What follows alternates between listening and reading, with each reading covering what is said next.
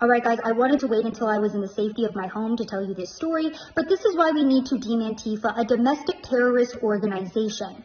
Now, this past Tuesday, I was at UC Davis to report on Charlie Kirk's speech at the campus, and more importantly, Antifa protesting that event. Now, when I go to these things, my journalism is very neutral. It's point and shoot. What is going on? The caption is neutral, where I am, and what I am seeing on the ground. That's it.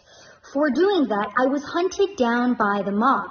Now, when I go and report on Antifa, I will cover my face because these people are extremely violent.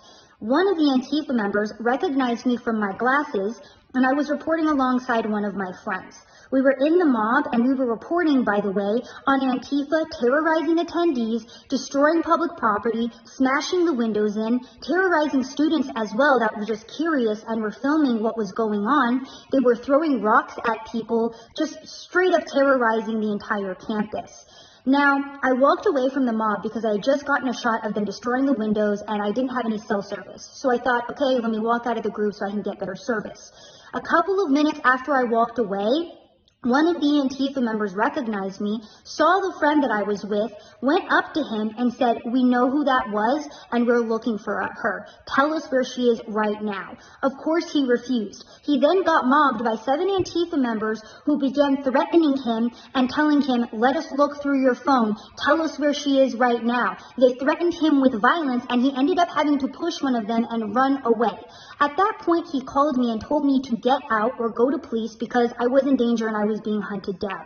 I went up to the police on campus and I told them the situation, to which they responded, "Sorry, we can't help you. Go ahead and just leave the campus." There were about 100 Antifa members that were circling the area, by the way.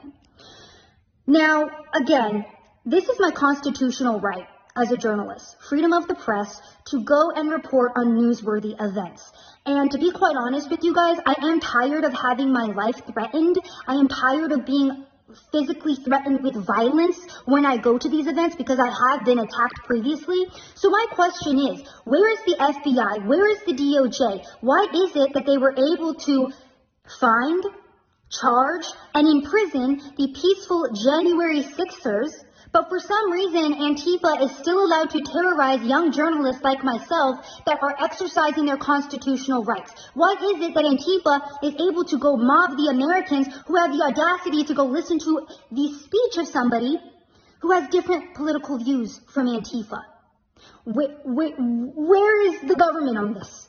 Why is nobody investigating this? Why do I have to live in fear for expressing and exercising my constitutional rights? This is why we need to deem Antifa a domestic terrorist organization. They are extremely organized. They had the National Lawyers Guild with them, and they were writing numbers on people's hands saying, "Hey, if you get arrested for the criminal acts that we're going to be committing tonight, go ahead and call this number and we'll get you bailed out." No, that's not the exact terminology they use, but that was the implication there. If you get arrested, call this number.